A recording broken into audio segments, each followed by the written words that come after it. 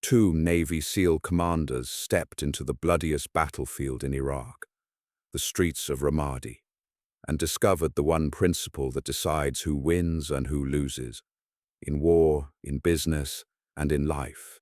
It's called extreme ownership. Jocko Willink and Leif Babin didn't just survive the Battle of Ramadi. They led their SEAL task unit through the heaviest urban combat the SEAL teams had ever seen, and turned a city most people said was lost into a victory. Their secret: stop making excuses, own everything, every mistake, every failure, every outcome, no blame, no finger-pointing, total accountability. And the same principle that kept their teams alive in combat now drives the world's best companies, teams, and leaders to dominate. In this audiobook summary of extreme ownership, you're getting the battlefield-tested playbook that turns average teams into unstoppable ones. Let's dive in. Chapter 1: Extreme Ownership. In the deadliest streets of Ramadi, Iraq, Navy SEAL commander Jocko Willink learned the single most powerful leadership principle on the planet: extreme ownership. It was their first major operation in the war-torn Malab district. Chaos everywhere. Fog of war so thick you could barely see. Multiple SEAL teams, hundreds of US and Iraqi troops, all pushing into enemy territory at once. Radio chatter exploding with reports of wounded and killed on both sides. Then disaster struck. One of Jocko's SEAL sniper teams got pinned down and called in heavy tanks for emergency support. They were taking devastating fire and thought they were about to be overrun. When Jocko raced to the scene, he realized the horrifying truth. It wasn't the enemy attacking his SEALs. It was friendly fire, a blue on blue. A rogue group of Iraqi soldiers had accidentally entered the SEALs' building in the darkness. The SEALs thought it was insurgents and opened fire. The Iraqis and their American advisors thought the building was full of mujahideen and poured hundreds of rounds, including .50 caliber machine gun fire, straight into it. They came within seconds of calling in airstrikes on their own men. One Iraqi soldier was killed, several more wounded. One SEAL was hit in the face with shrapnel. It was a total nightmare, and it happened under Jocko's command. The mission continued. They cleared more of the district and killed dozens of insurgents. But none of that mattered to Jocko. He felt physically sick. His team had done it to themselves. And as the leader, he knew one thing with absolute clarity. It was his fault, not the Iraqis who wandered off, not the SEALs who didn't report their new position fast enough, not the fog of war, not higher headquarters. Everything, every mistake, every breakdown, every outcome belonged to him. That's extreme ownership. Jocko didn't point fingers. He didn't make excuses. He owned it completely. And that single decision, taking total responsibility, is what separates elite leaders from everyone else. In the book, Jocko explains it simply. The leader is responsible for everything that happens or fails to happen on the team. No blame, no excuses. When things go wrong, the effective leader looks in the mirror first. This principle saved Jocko's task unit in combat, and it's the same principle that turns struggling companies, teams, and individuals into dominant winners in business and life. Because when you own everything, you control everything. You stop waiting for others to fix problems. You fix them yourself. You build trust, you improve faster, and you win. Chapter 2. During the brutal grind of Hell Week in Navy SEAL training, one boat crew dominated every race while another finished dead last every single time. Boat Crew 2 crushed it. They moved as one, pushed harder than anyone, and earned precious minutes of rest while the others suffered. Boat Crew 6? Total disaster. They cursed at each other, blamed teammates, and lagged so far behind that the instructors hammered them with extra punishment just to make them move. The leader of Boat Crew 6 seemed resigned to failure. In his mind, he'd been stuck with a weak team. There was nothing he could do. Then the instructors made one simple change. They swapped the two boat crew leaders. Nothing else changed. Same exhausted men, same heavy boats,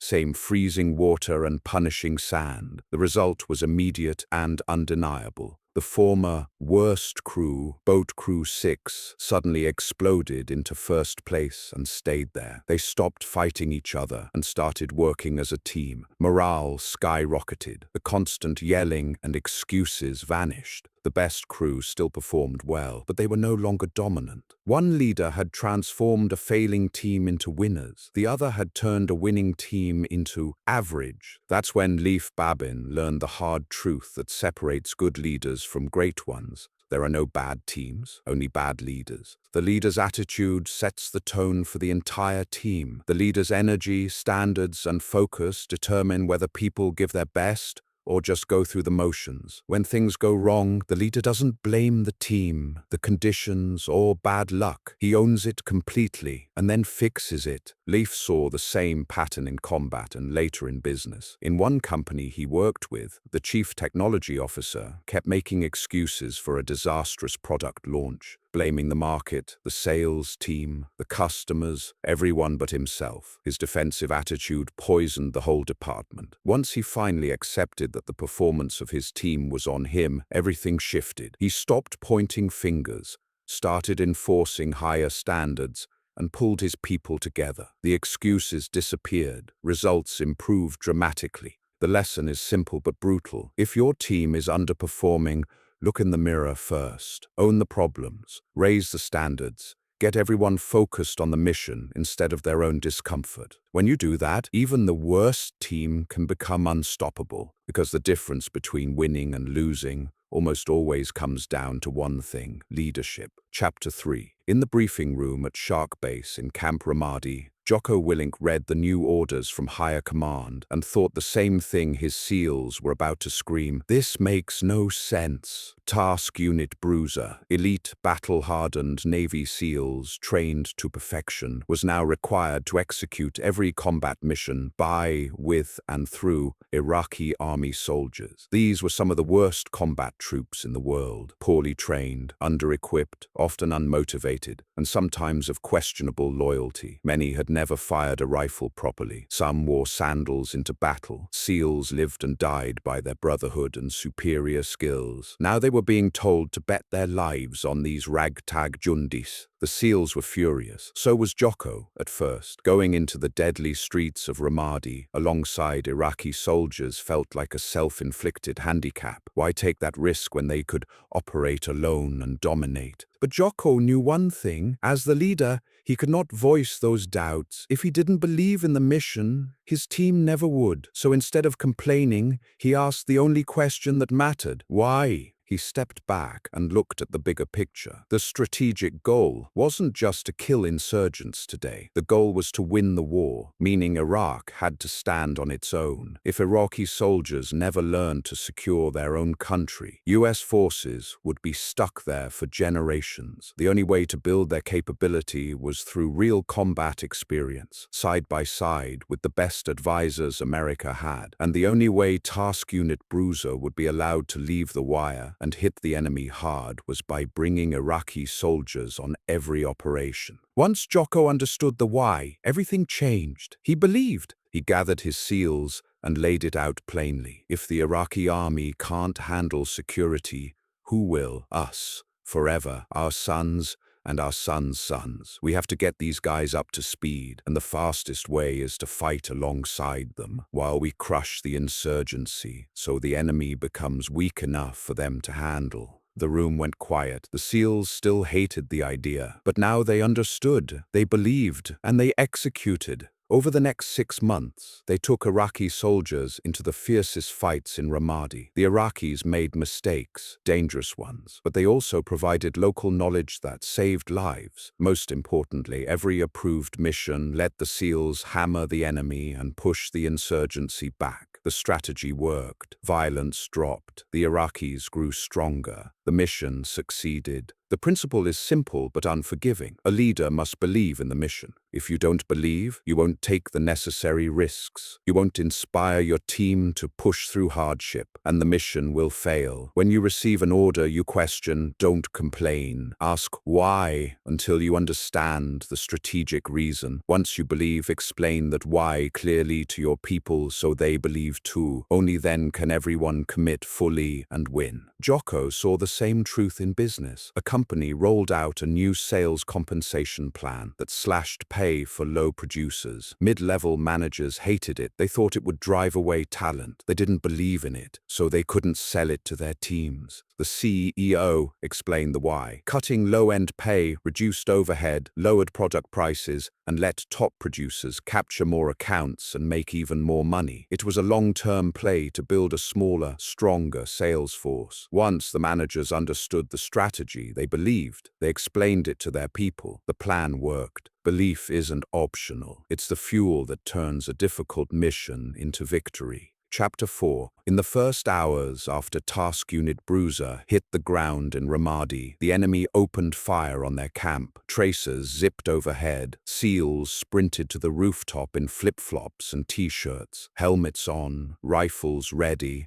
and poured devastating machine gun and grenade fire back across the Euphrates. It was a wild, chaotic welcome to the most violent city in Iraq. But the real test wasn't the enemy outside the wire. It was the egos inside. A highly capable new unit arrived at Camp Corregidor. Well-trained Iraqi soldiers with top-tier American advisors, better gear, and more experience than most local forces. On paper, they were exactly what the fight needed. In reality, their egos nearly wrecked everything. They showed up with long hair, mustaches, cut-off t-shirts, and dirty ball caps, flouting the strict standards of the battle-hardened 506th Band of Brothers who owned the base. They talked down to army soldiers and senior leaders. When SEALs tried to share hard-won lessons about the battle space, the new unit brushed them off. Worst of all, they refused to coordinate plans or share mission details with the battalion commander, operating in his battle space without telling anyone where or when they would be. In Ramadi, where friendly fire or lack of backup could get everyone killed, this was reckless. The SEAL platoon commander at Corregidor felt threatened. He called Jocko. "These guys are better than us. They might take our mission." His ego was flaring. Jocko shut it down instantly. "The enemy is outside the wire. These are good Americans and good Iraqis. Help them. If they outperform you and take the mission, great. We'll find you another one. Our only goal is to defeat the insurgency. Check your ego." The platoon commander got it. He swallowed his pride and offered full support. The new unit never did. Their egos wouldn't let them integrate, listen, or coordinate. In less than 2 weeks, the colonel ordered them out of Camp Corregidor. A unit that could have been a game-changer was sidelined because some people couldn't put the mission above themselves. Jocko's lesson was crystal clear. Check the ego. Ego clouds judgment. It blocks advice, rejects criticism, and destroys teamwork. It makes leaders defensive instead of decisive. Extreme ownership demands humility, admitting mistakes, listening, and putting the mission first. Be confident, never cocky. The moment ego takes over, the team suffers and the mission fails. Leif saw the same thing in business with a manager named Gary. His drilling superintendent ignored procedure and made a costly equipment swap that set the project back days and cost the company serious money. Gary was furious. His ego was bruised because the superintendent hadn't cleared it with him. Leif told Gary the hard truth. "This isn't his fault. It's yours. You're in charge, so own it completely." Gary called the superintendent and started the conversation exactly as coached. "Our team made a mistake, and it's my fault. I wasn't clear enough on why these procedures exist and how skipping them costs us hundreds of thousands. You know this business better than I ever will. I need to fix this so it doesn't happen again."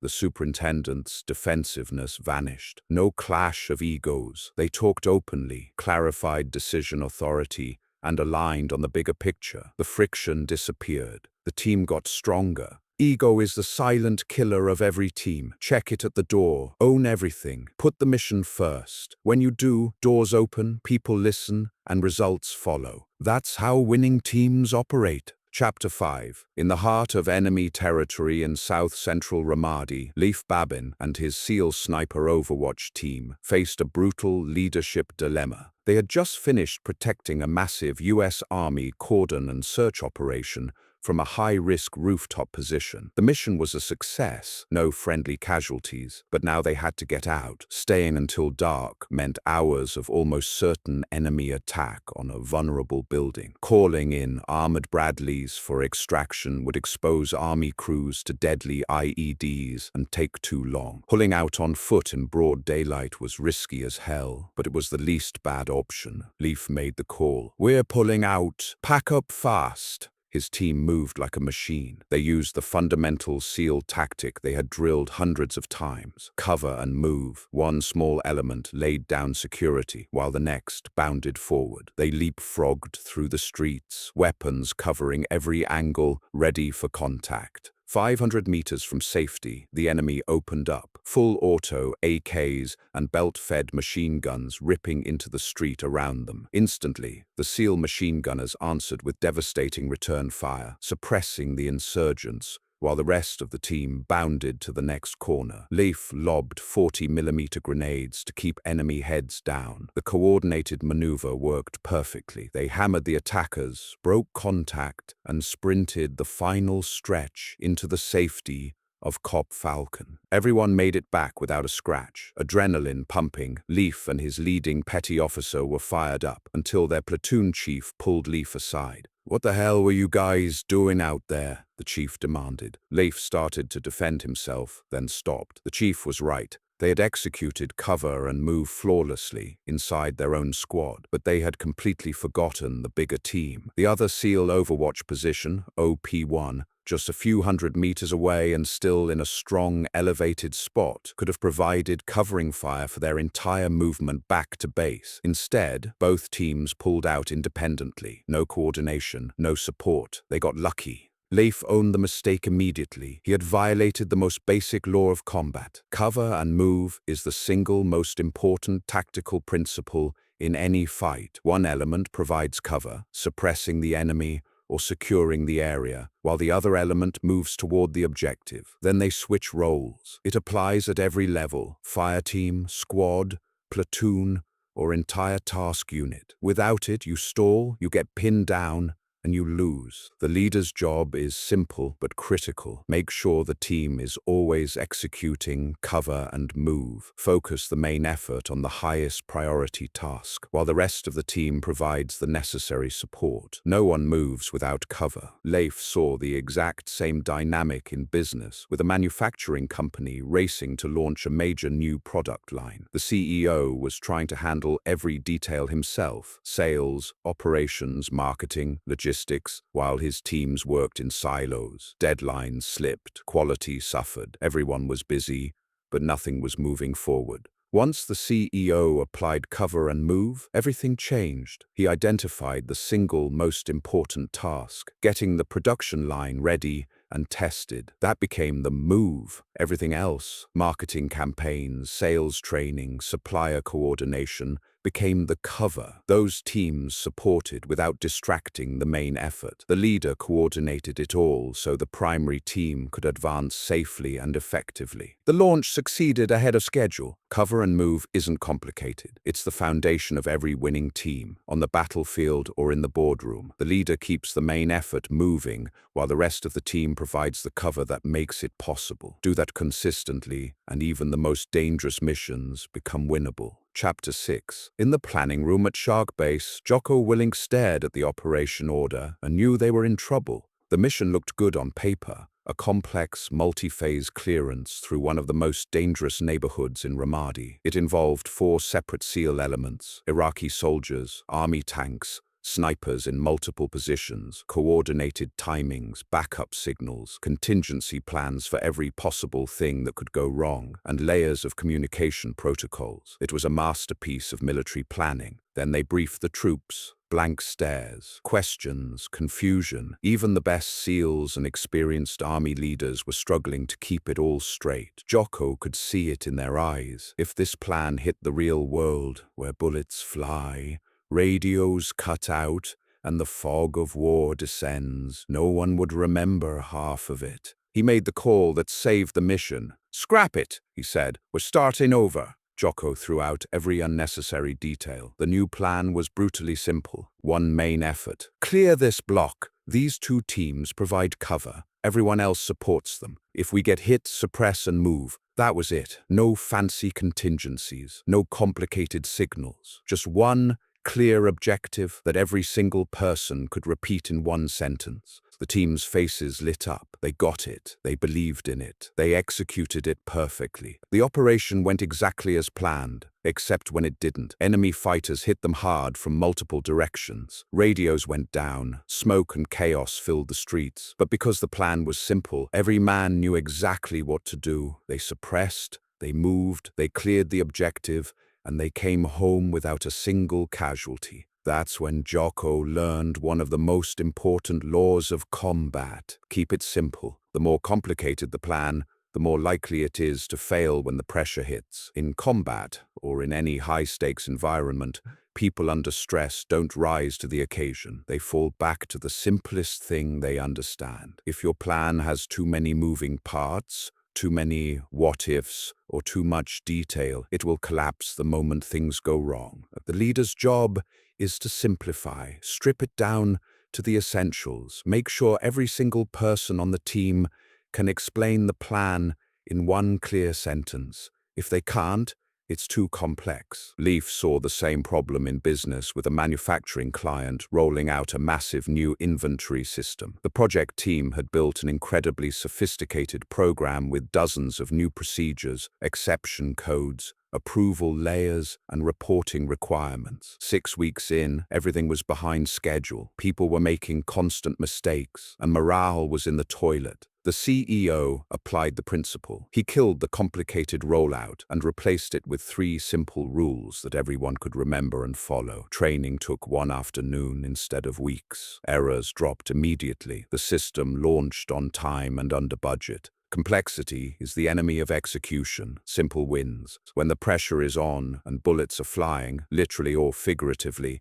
the team that operates with the simplest, clearest plan is the team that dominates. Chapter 7. Gunfire erupted from 3 different directions at once. Leif Babin and his SEAL sniper team were on a rooftop overwatch in south-central Ramadi when the enemy hit hard. AKs and machine guns raked their position. At the same time, one of their Humvees below took a direct hit and caught fire. A SEAL was down with a serious wound. The radio exploded with urgent calls, air support requests, casualty reports, another enemy element maneuvering to flank them. Chaos, overwhelm, every second counted. Leif forced himself to do exactly what they had trained. Relax, look around, make a call. He instantly prioritized. The highest threat was the enemy fighters closing in on their exposed position. Everything else, treating the casualty, saving the burning vehicle, answering the radio, had to wait. He barked clear orders. 2 machine gunners laid down suppressive fire on the closest threat, while the rest of the team bounded to better cover. Only after that threat was neutralized did they move to the next priority, dragging the wounded man to safety. Then the vehicle,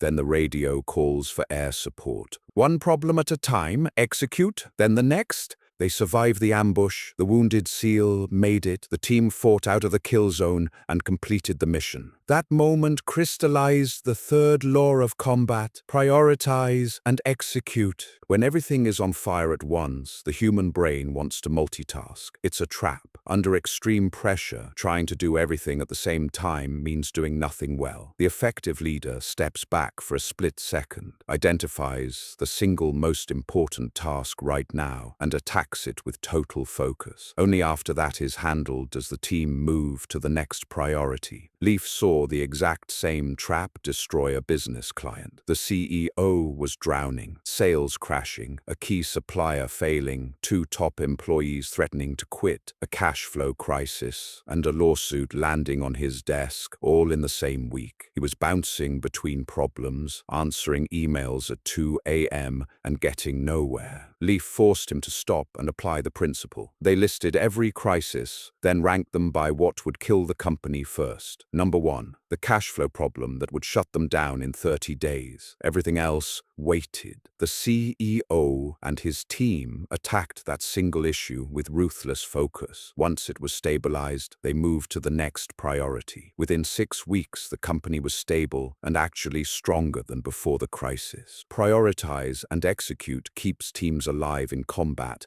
and keeps companies alive in the marketplace. When the pressure hits and a dozen problems scream for attention, the leader who calmly picks the highest priority task and executes wins. The rest falls into place. Chapter 8. Darkness swallowed the streets of Ramadi. Task Unit Bruiser was running a complex night clearance with 4 separate SEAL elements spread across multiple blocks. Jocko Willink sat in the command vehicle, listening to the radio, trying to track every team's movement, every enemy contact, every decision. It was impossible. One element took fire and needed to adjust its route. Another spotted a suspicious vehicle and had to decide whether to engage or bypass. A third was delayed clearing a building. Reports poured in faster than Jocko could process them. If he tried to control every call from the center, the whole operation would grind to a halt, or someone would get killed waiting for orders that never came fast enough. That's when Jocko flipped the script. He stopped giving tactical orders. Instead, he made sure every leader on the ground understood one thing: the commander's intent. Main effort is to clear this sector and link up at the objective by 0300. Stay aggressive. Minimize civilian risk. If you lose comms, keep pushing toward the mission.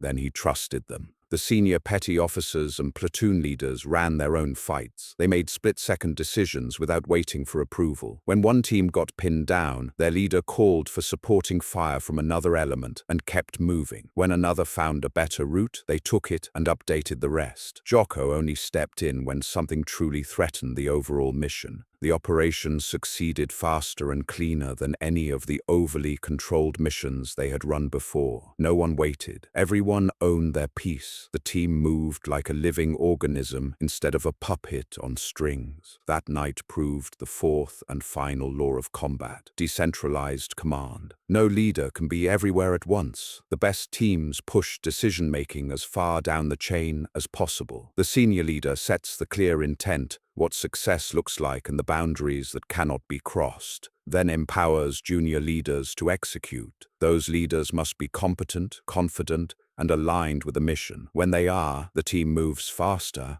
adapts quicker, and wins more often. Leif watched the same principle transform a struggling construction company. The owner was micromanaging every site, every purchase order, every scheduled change. Projects were late, costs were exploding, and his best project managers were burning out or quitting. Once he adopted decentralized command, he gave each project manager clear intent: finish on time, under budget, 0 safety incidents. You control your crew, materials, and daily decisions. He stopped second-guessing them. Results skyrocketed. The company delivered projects faster and more profitably than ever. Decentralized command doesn't mean hands-off leadership. It means building competent leaders at every level and trusting them to execute within clear boundaries. When you do, your team becomes unstoppable, even when the senior leader can't see the whole battlefield. Chapter 9. The briefing room at Shark Base was packed. Maps covered every wall. Leif Babin and the task unit leadership team had spent hours building the plan for one of the largest clearance operations they had ever run in Ramadi. Every phase was scripted. Every route had a backup. Every possible enemy reaction had a contingency. Timelines, signals, medical evacuations, resupply points. Nothing was left to chance. When they briefed the SEAL platoons and Iraqi soldiers, the room went quiet, too quiet. Blank faces, questions that revealed no one could actually remember the plan. It was simply too complex. The mission launched anyway. Within the first 30 minutes, everything went sideways. An unexpected enemy machine gun position opened up from a building that wasn't on the primary route. A secondary road was blocked by fresh rubble. A casualty required immediate deviation from the timeline. Teams froze, waiting for guidance that the overly detailed plan hadn't explicitly covered. Radio traffic turned into a mess of clarification requests. Momentum died. Leif stood in the command post and felt the weight of it. The plan he had built was now working against them. He owned the mistake completely. The next planning session was completely different. They still planned thoroughly, identifying risks, contingencies for the most likely problems, and clear commander's intent, but they stripped every unnecessary detail. The final plan fit on a single page. Every leader could explain it in 30 seconds. The team left the room clear, confident, and ready. The operation launched again. When the inevitable surprises hit, no one hesitated. They adapted instantly, executed the simple plan, and crushed the objective. That mission drove home the next critical principle for sustaining victory: plan. The leader must own the planning process. Bring the team in early so they feel ownership and spot risks the senior leader might miss. Identify the most probable scenarios and build smart contingencies. But the moment the plan becomes too long, too complicated, or too rigid, it stops being useful. A good plan is simple enough for everyone to understand and flexible enough to survive first contact with the enemy. Leif watched the same truth play out in a manufacturing company that was launching a new product line. The leadership team had created a 47-page rollout plan full of spreadsheets, decision trees, and detailed workflows. 6 weeks in, the team was paralyzed by exceptions and changes no one had anticipated. Deadlines slipped, finger-pointing started. The CEO killed the monster document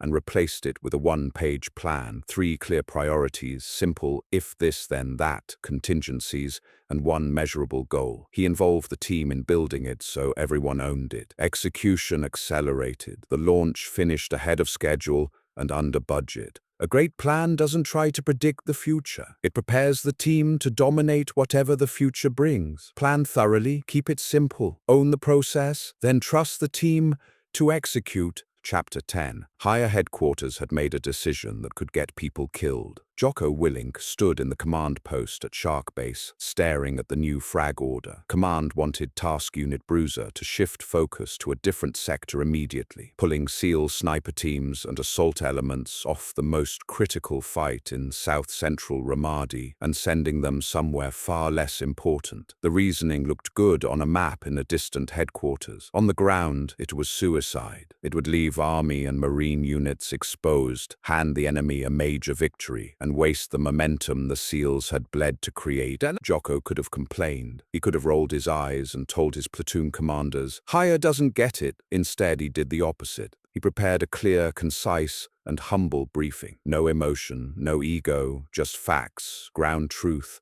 and a recommended alternative that still supported the overall mission. He walked into the meeting with the senior commander, owned the communication completely, and laid it out plainly. Here's what we're seeing on the street. Here's why the current plan puts more people at risk. And here's a better way to achieve the same strategic goal. The commander listened. The plan changed. The SEALs stayed in the decisive fight. Lives were saved, and the enemy took another beating. That moment taught Jocko one of the hardest leadership truths. You must lead up and down the chain of command. Leading down is obvious. Your team needs clear guidance and support, but leading up is just as critical. Your boss doesn't have your eyes on the ground. If you see a problem, it's your job to communicate it clearly, provide context, and offer solutions without ego, without drama, and without making your superior look bad. Once the decision is made, you execute it fully, even if you argued against it. Leif saw the same principle. Save a logistics company. A regional manager watched his boss roll out a new routing system that was going to cost millions in overtime and missed deliveries. Instead of bad-mouthing the plan, he scheduled a short meeting, brought hard data,